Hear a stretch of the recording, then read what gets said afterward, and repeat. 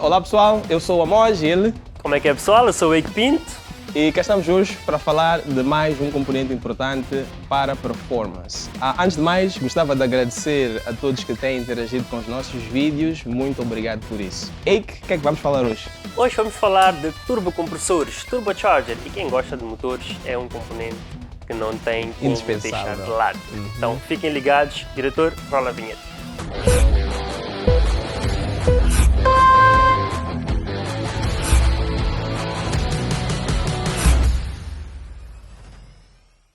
Olá, conforme irão escutar no episódio de hoje, o RocoBoost, o nosso querido Boerboel da oficina, ficou bastante animado quando dissemos que no episódio de hoje iríamos discutir turbos.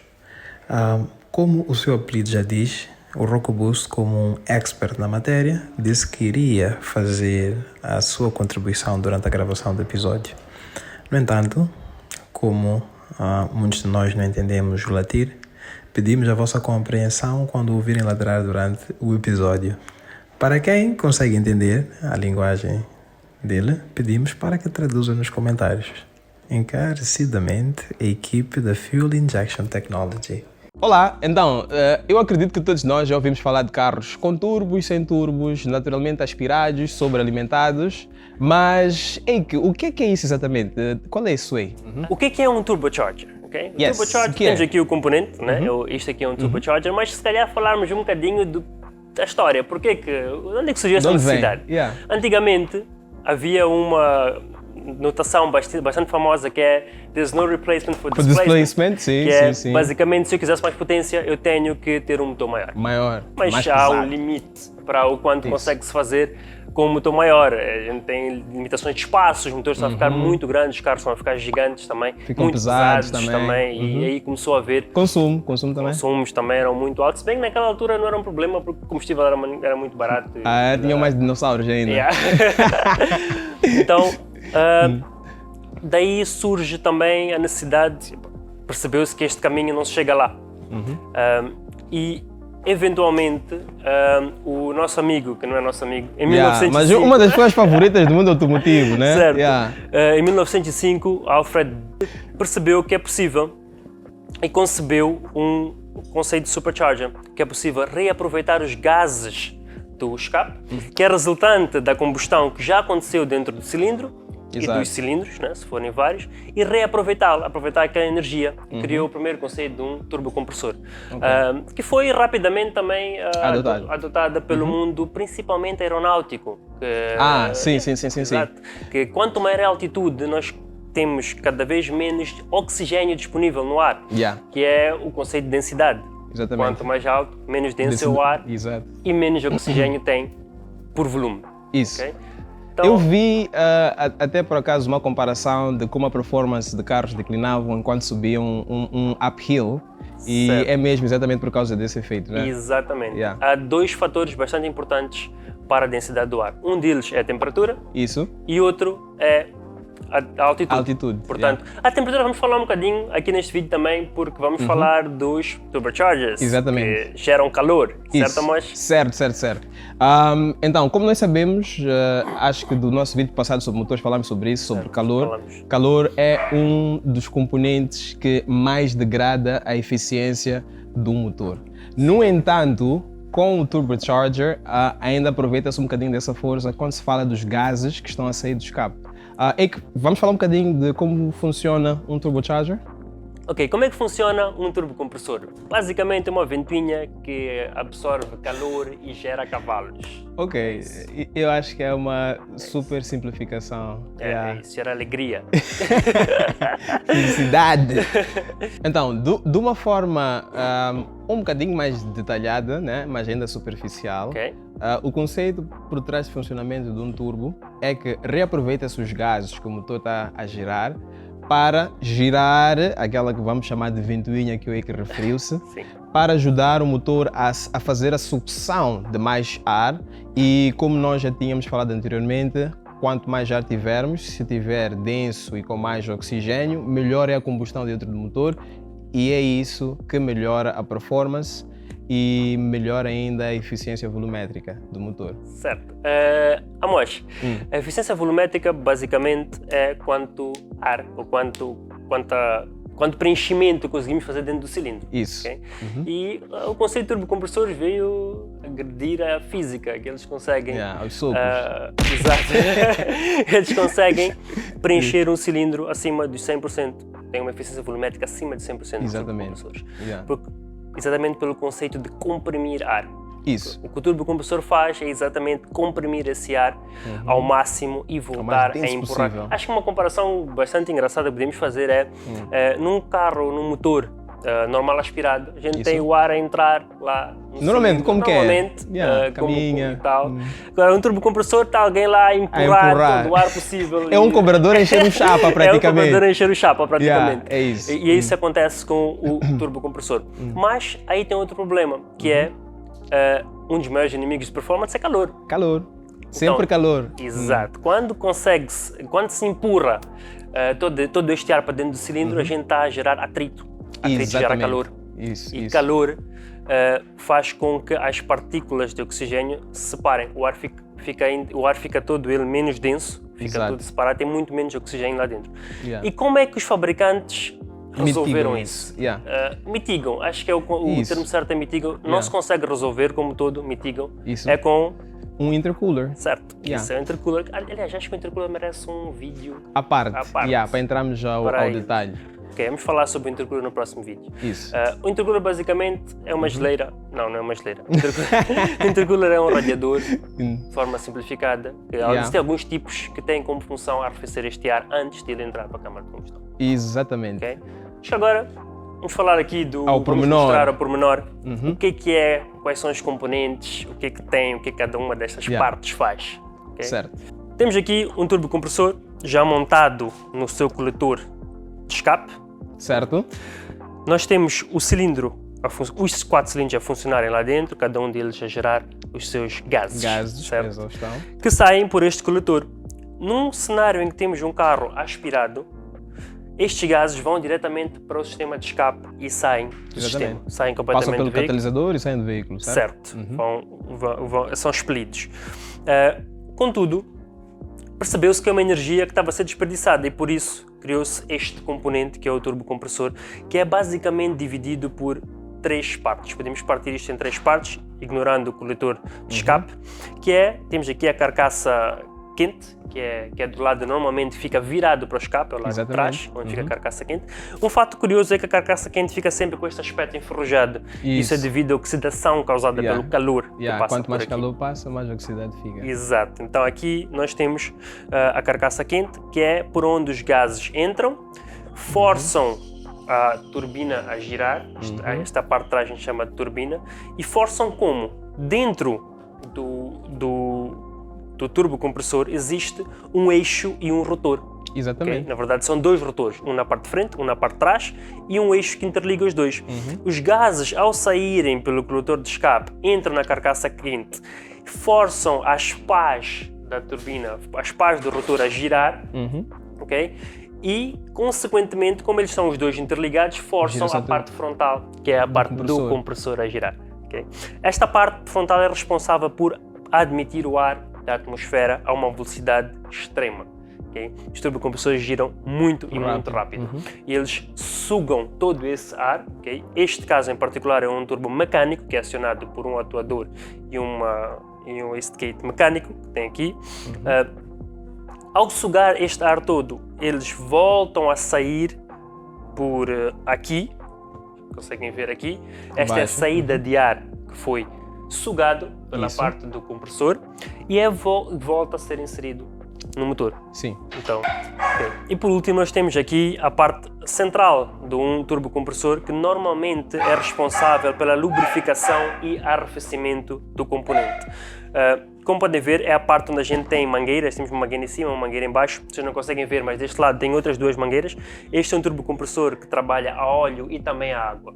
Então a gente tem aqui o óleo que é responsável pela lubrificação e também arrefecimento. Isso também, uma parte, serve para os motores. O óleo é responsável por arrefecer os motores também.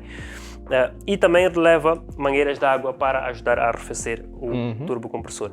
E esta basicamente é a composição da maior parte dos turbocompressores. Os turbocompressores elétricos com geometria variável costumam ter aqui uma caixinha elétrica com uma ficha, mas basicamente, mecanicamente, este é o conceito, esta é a peça. Okay? E em motores com intercooler, o que acontece é que o ar sai a alta velocidade do compressor e passam pelo intercooler, que é quem faz o arrefecimento deste ar e melhora assim a densidade de oxigênio no ar que está a entrar, e enviam de volta ao coletor de ar do motor. Okay? Neste momento é enviado a cada um dos cilindros e pela densidade que vão ter e a velocidade que têm, acabam melhorando a eficiência da combustão que acontece lá dentro. Quanto mais ar tem lá, na verdade, quanto mais oxigênio tem dentro do cilindro, mais combustível conseguimos injetar e gerar mais torque, mais potência. Força, exatamente. Às vezes até consegue-se... E melhores sons até, né?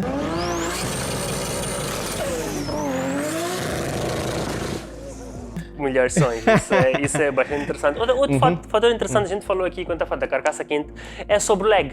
Isso. O que é lag? O que é lag? A gente fala muito, esse carro tem muito lag, este motor tem muito lag. O lag é o tempo em que os gases, a velocidade em que saem do coletor de escape, levam para girar a turbina, para conseguirem girar a turbina. Então o que acontece? Os gases saem a uma velocidade, essa velocidade tem a sua energia, e eles têm que ser capazes de girar esta massa, exatamente, que é a turbina, que é o rotor. Que está lá. Só quanto maior é o rotor, maior é a massa, mais pesado ele é, mais difícil é de girar. Isso. E não só, depende muito também do tamanho do turbocompressor, porque o que acontece? Nós temos uma carcaça pequena.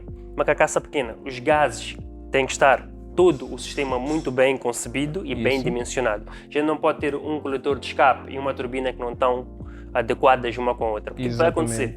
A gente tira, os gases saem por aqui a uma certa velocidade, certo? Isso. Se eles chegam na carcaça quente e ela é muito grande, ela desacelera. Os gases desaceleram devido ao tamanho e isso gera lag, porque ele não tem força suficiente para girar a turbina dentro daquela carcaça daquele tamanho. Então tudo isto é um conjunto. Então, caso o motor tenha mais potência, consiga gerar mais gases, a gente pode ter um coletor sobredimensionado, um bocadinho maior, que vai ser capaz de girar aquele rotor, aquele eixo a uma velocidade que a gente precisa. Então, a este tempo é o que se chama de lag. Este tempo em que leva para o turbo acordar, para aquela energia conseguir girar até que tenhamos ar comprimido suficiente para meter no motor. Isto é o lag. Então, uma das métricas que se tem para o volume de ar que sai é de boost. Pressão. Né? Então, quanto maior for o turbo, maior é o volume que passa. Dizemos que tem um boost mais alto, mas se for menor, menos alto. E isso também é impactado pela velocidade da turbina, ou nem por isso? É impactado pela velocidade da turbina e não só. O boost pode ser relativo, pode ser um boost absoluto. Normalmente, dependendo de quais são os sensores que estão a medir isso, a gente tem sempre a pressão atmosférica como base. Que a gente está a nível do mar, tem a pressão atmosférica de 14,7, que é de 1, que a gente pode considerar de 1. Se estiver acima, ele fica um bocadinho mais baixo e pronto, e por aí vai. E o turbocompressor é tudo que vem acima disso. A gente consegue gerar mais de de pressão. É um extra, exatamente. Só que nem todas as turbinas com o mesmo boost geram o mesmo fluxo de ar. Isso. Se falarmos de pressão relativa. Okay? Já estamos a começar a ir muito... Vamos entrar para a ciência já. Queres para apanhar-me sono aí? Sim, não vamos apanhar sono, ok? Agora, se for uma pressão, a gente for falar de pressão absoluta, é toda a pressão que chega ao coletor de admissão que tu falaste, Amós. Então a gente tem um sensor chamado sensor MAP, que está lá normalmente, ok? Pode estar em outro sítio, mas costuma estar ali perto, que vai medir a pressão que a gente está a receber no coletor, okay? Que é o que a gente quer. Mais pressão, teoricamente, mais potência, desde que esse ar seja denso o suficiente, esteja lá. Suficiente, que é para poder ser enviado de volta aos cilindros. Agora, vamos falar um bocadinho de vantagens e desvantagens. Eu gosto muito das vantagens, eu só gosto das vantagens. Sim, Para mim, número 1 são os barulhinhos que fazem. Aliás, eu acho que essa é a única vantagem. Chega, acabou o vídeo, Né? diretor. É suficiente para convencer qualquer pessoa. É assim, se tu tens aquele barulho do teu carro, tu já ganhaste a corrida. E se está no carro do teu oponente, ele já ganhou a corrida. Só isso. Yeah, Yeah. É isso, acabou o vídeo. Obrigado. Até. Ok, não é bem assim, né? Não é. Ok, Tem em outros relação componentes. às vantagens, eu acho que já discutimos logo no início, Sim.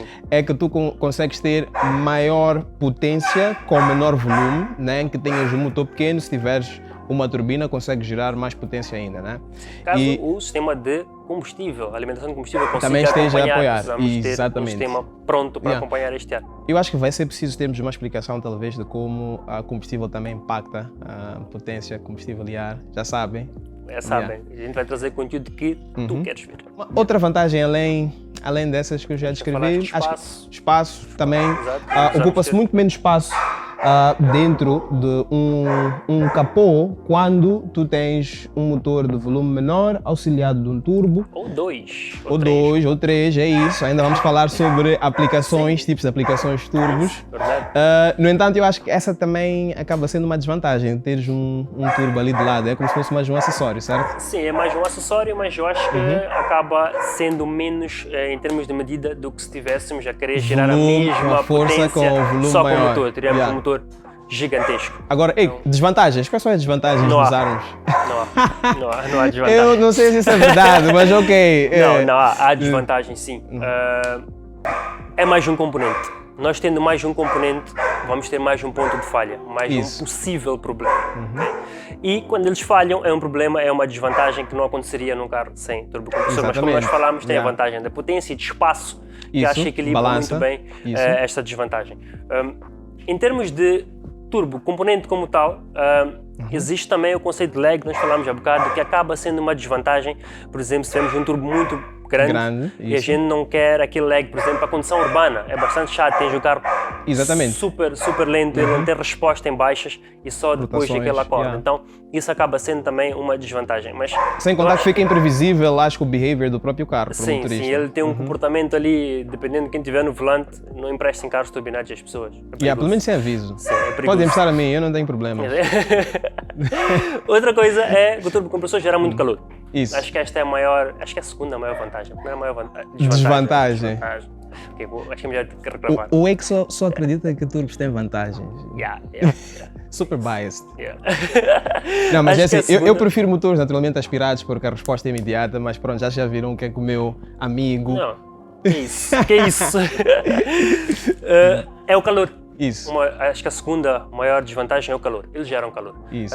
Recentemente já não há motores sem intercooler que ajudam a arrefecer este ar, mas mesmo assim eles ainda geram muito calor. Então, dependendo do tipo de intercooler e etc, e dependendo da utilização que se dá a esse motor, o abuso, se tiver Que uma condição sofre isso. extrema, pode ser que o intercooler não seja capaz de acompanhar. Acho que vale a pena realçar que também, por ter mais calor a circular, o tempo de vida dos componentes acaba sendo diferente, certo? Sim, dependendo também da utilização, porque os componentes acabam estando preparados para este calor, mas existe um limite mecânico Claro. para tudo.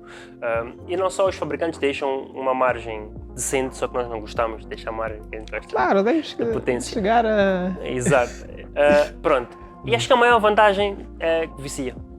Desvantagem, né? Maior desvantagem. Ou é bom ter vícios? Não é bom Ok, ter se isso. forem turbos, eu acho que vale a pena ter esse vício. Sim, ok? eu não consigo Yeah. dizer desvantagem, vão-me desculpar. O turbocompressor só tem vantagens. Instalem nos vossos carros. É muito que bom. tem problemas com a palavra desvantagem e a palavra derrota. Eu acho que ao longo desta série vocês vão ver. Sim, não há derrotas, não há desvantagens. É tudo alegria, de felicidade. Vai lá. Mas é sério, os turbocompressores são muito agradáveis de conduzir.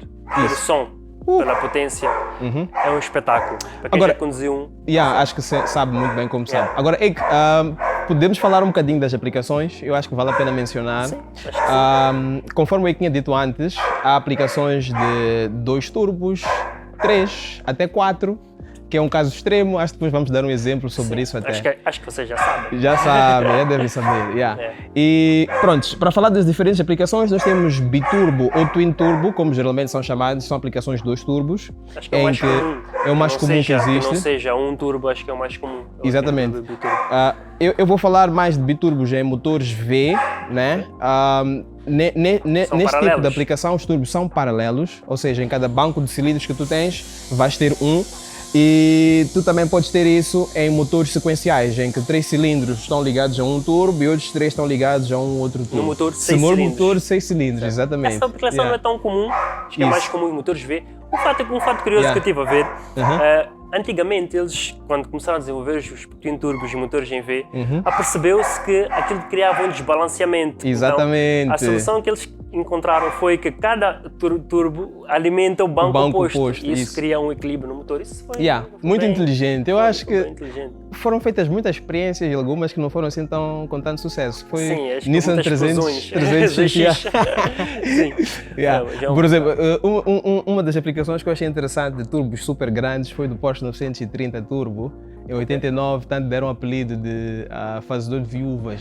Porque o boost sempre entrava em momentos inesperados Sim, para e é os tanto motoristas. lag quando Yeah. o turbo acordava, o motorista não conseguia reagir. Não são previsíveis. Yeah. E agora é que também tem sequenciais, certo? Certo, o que acontece é que sempre existiu uma limitação em quanto ar um turbocompressor consegue alimentar. Certo. Então, solução, vamos pôr 2. Isso. Para não pormos um grande, ali havia Duas sempre- vantagens. havia ali sempre duas formas de fazer. Ou põe um turbo maior, aumenta o lag e depois é impossível de conduzir. Controlar, isso. Ou 2 turbos razoavelmente menores, em que há menos lag, conseguem dar potência e alimentam o dobro do ar. Exatamente. Só que com isso, o que acontece? Há também um limite, a gente vai pôr 2 turbos, precisamos também de mais espaço. É isso. Há um limite que se consegue fazer e se quisermos mais potência, continuamos a ter lag, porque vamos ter 2 turbos grandes. Exatamente. E o que é que pensou-se? Alguns fabricantes pensaram, por que não fazermos turbos sequenciais? Isso. Okay?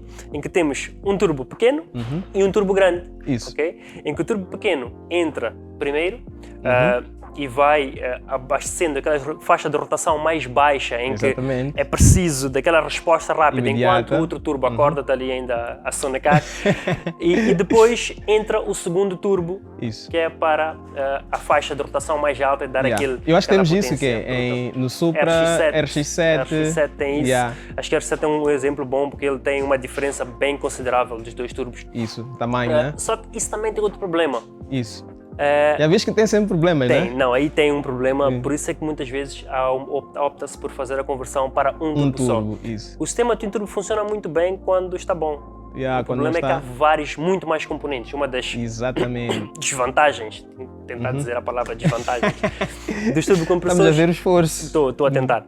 Uma das desvantagens do turbocompressor é os componentes. E o twin turbo, além de ter mais de um turbocompressor, ainda tem muito mais tubagem e solenoides ou válvulas A controlar, é isso. bypass, aquilo é um monte de componentes. E o que Mesmo acontece? assim também encontra-se às vezes na performance um gap na transição de um turbo para o outro. Sim, porque certo? ele não consegue acompanhar, principalmente nos carros mais antigos, que se nota muito isso, que os componentes não estão tão Isso. novos, tão bons, porque aquilo é preciso ter as válvulas de bypass, que é Yeah. o comedor tem que decidir e tem que avisar ao turbo, ok, agora temos que usar o turbo pequeno, agora temos que usar o turbo grande. Essa Exatamente. transição gera tempo, leva o seu tempo e também, dependendo do estado daquele sistema todo, longo acaba do sendo tempo. um problema. Então, pronto, esse é Certo. um dos pontos. Isso foi o início do conceito de turbos compostos, que é bastante interessante. Aliás, eu acho que vamos aplicar em algum momento do canal neste carro. Ok, É uma bom. boa ideia. Isto é um carro Rick. Não, isto vai ser um carro. Isto é ok. partes de um carro, nós estamos a montar. Isso. O que é que os turbocompostos são? Os turbocompostos é basicamente um twin turbo, mas ao invés das duas turbinas, ou dos dois turbocompressores alimentarem o motor, um turbocompressor alimenta o outro. O outro, ok. Então, basicamente, temos um turbocompressor que consegue girar e gerar gases mais rápido a alimentar um outro turbocompressor Maior. que é maior e que precisa de mais gases. Isso é bastante utilizado no mundo diesel. Isso. Muito Yeah. usado no mundo diesel. E principalmente porquê? Porque no mundo diesel, não sei se já repararam, se entrarem num carro a diesel, o motor a diesel tem muito menos faixa de rotação que o motor a gasolina. É verdade. Por causa da próprio conceito de funcionamento do motor a diesel, em que a Isso. combustão é por base de compressão, isso Não usa obriga velas. que a Yeah. taxa de compressão seja muito mais alta. Há Então. muito mais torque gerado, os componentes são mais pesados, teoricamente, ligas metálicas evoluem, mas Exato. teoricamente isso é o que acontece. E, por exemplo, neste motor, isto é um motor Isuzu, Diesel. que a gente tem cerca de 4.000 a 4.500 RPMs para utilizar. E se eu quiser ter um turbocompressor maior que este, o turbocompressor vai entrar quando já não tenho rotação, se é que ele em algum momento vai chegar a entrar. Então, os turbocompostos são para isso. A gente consegue utilizar a faixa de rotação que é curta e conseguir gerar muita e muita potência. Certo. Mas há outros conceitos, Amos, que não é só em turbo. Já aí a VW veio com um conceito interessante de aplicar mais de um fator de sobrealimentação nos motores. Fala um bocadinho disso. Yeah. A VW decidiu em algum momento que para os carros tipo comerciais, né, haveria de implementar tanto um supercharger e um turbocharger. Mas a gente está a falar de supercharger, nós temos que falar sobre supercharger num episódio vídeo futuro. Eu acho que aqui tem, porque o funcionamento é um bocadinho diferente daquilo que temos para os turbos. O conceito e o objetivo é o mesmo, se quer. Tem uns sons bastante bonitos também. E a resposta também acho que é o principal fator de diferença, eu acho, né? Porque é mais linear na entrega da força, né? Mas vamos falar no próximo vídeo, ok, num dos próximos vídeos sobre supercharger. Então, como é que disse, a VW trouxe um conceito diferente em que tentava-se usar dois tipos de sobrealimentação. Neste caso era o supercharger e o turbocharger. Então, em inglês chamamos de twin charging, para quem conhece o termo. E o que isso resulta em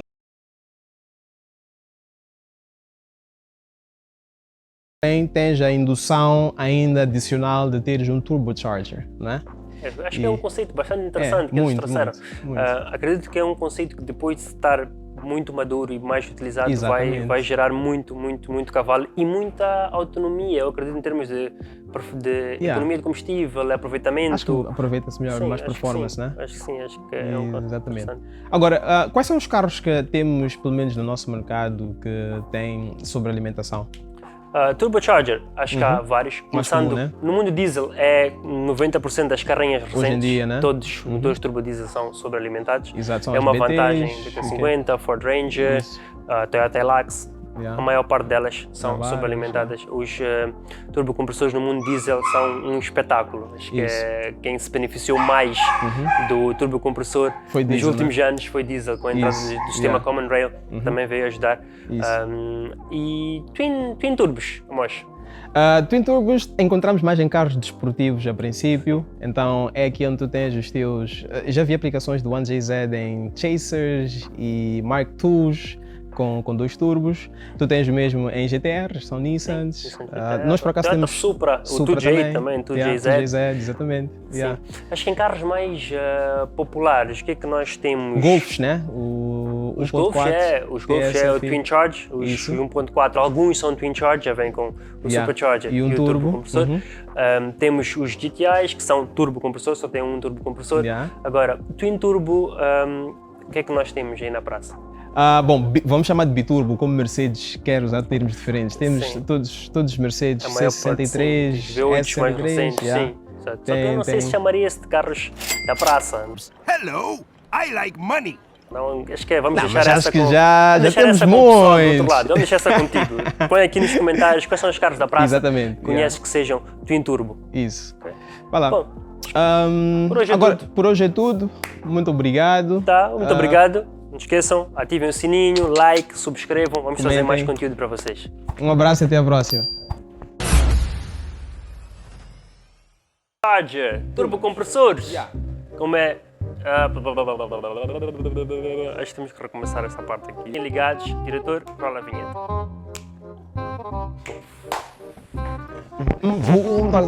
Bonitas, a mexer em carro. O turbo pode ser relativo ou pode ser absoluto. O boost, desculpa, é boost. Não é algo. É verdade, eu não sei quais são as vantagens. Você tem que acreditar que há desvantagem, senhor, bro, pá. Não há. Ei, não quero acreditar. Eu não estou a acreditar, não é? O TFSI. Não, é TSI. Sabes que eu ontem estava a ver. Ok. E